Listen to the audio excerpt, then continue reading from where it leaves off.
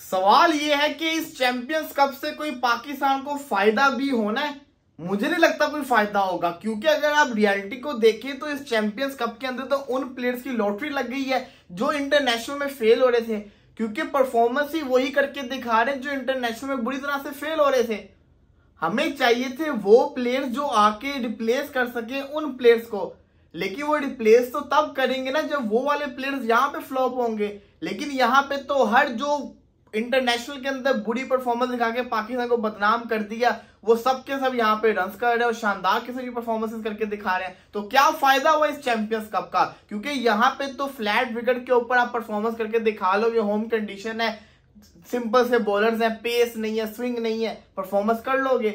जब international level के ऊपर आपको खतरनाक पिच मिलेगा, पेस भी मिलेगा, स्पिनर्स भी अच्छे होंगे, स्विंग भी हो रहा होगा, तब इनसे परफॉर्मेंसेस नहीं होनी। अगर देखा जाए इफ्तिकार अहमद इंटरनेशनल में फेल नंबर 6 के ऊपर, यहाँ नंबर 6 के ऊपर 2-2 50, हैदर अली इंटरनेशनल के अंदर फेल होता है, यहाँ पे परफॉर्मेंसेस, शादाब खान इंटरनेशनल के अंदर फेल होता है, यहाँ पे बॉलिंग भी चल रही है, बल्लेबाजी भी चल रही है।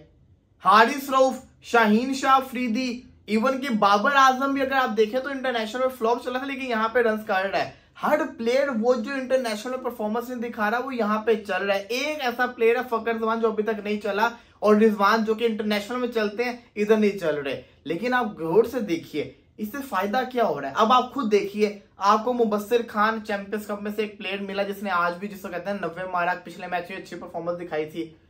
वो स्पिनर है, बॉलिंग भी करता है, रन्स भी करता है, शानदार बैटिंग भी करता है। पूरी परफेक्ट रिप्लेसमेंट बनती है ना इफ्तिकार अहमद की और शादाब खान की।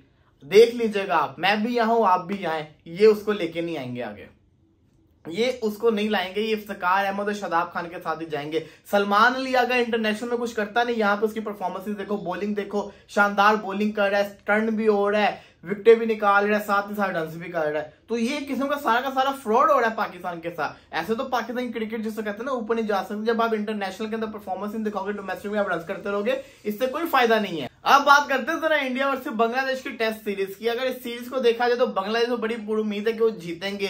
इंडिया की फुल तैयारी चल रही है। आपको बता दें जायसवाल एक न्यू रिकॉर्ड बना सकता है, क्योंकि आपको पता है कि जो टेस्ट क्रिकेट होती है इसके अंदर छक्के कम लगते होते हैं, तो सबसे ज्यादा छक्के एक साल में मारने का कैलेंडर का जो रिकॉर्ड है वो है ब्रेंडन मैकलम के पास। 2014 में उन्होंने 33 छक्के मारे थे।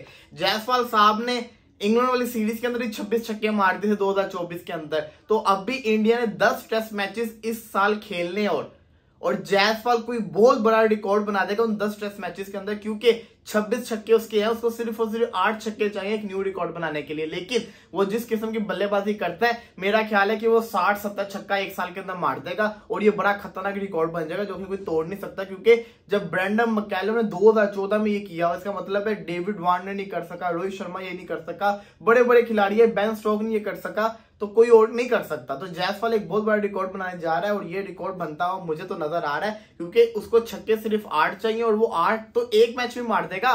तो अगले 9 मैचेस में क्या क्या करेगा अब ये देखिएगा। इसी के साथ साथ इंडिया और बांग्लादेश की सीरीज की बात करें, इसके अंदर सबसे ज्यादा रन किए हुए वो सचिन तेंदुलकर ने किए हुए हैं, राहुल द्रविड़ ने किए हुए हैं, विराट कोहली की परफॉर्मेंस है। तो ये जिसको कहते हैं ना स्ट्रैट्स चलते आ रहे हैं। देखना ये कि इस सीरीज के अंदर कौन परफॉर्मेंस करके दिखाएगा। इंडिया ऑलवेज जिसको कहते हैं फेवरेट है, लेकिन बांग्लादेश के कुछ ऐसे प्लेयर है जो इंडिया को टफ टाइम दे सकते हैं, जैसे कि नहीद राना हो गया। ये एक ऐसा प्लेयर है जो इंडिया को टफ टाइम दे सकता है, और नए बॉल से इसको कहता है ना पुराना भी हो जाए, विकेट निकाल सकता है। साथ ही साथ जो इनका बॉलर है हसन महमूद, ये इंडिया को टफ टाइम दे सकता है, तो इनसे इंडिया को बच के रहना पड़ना है।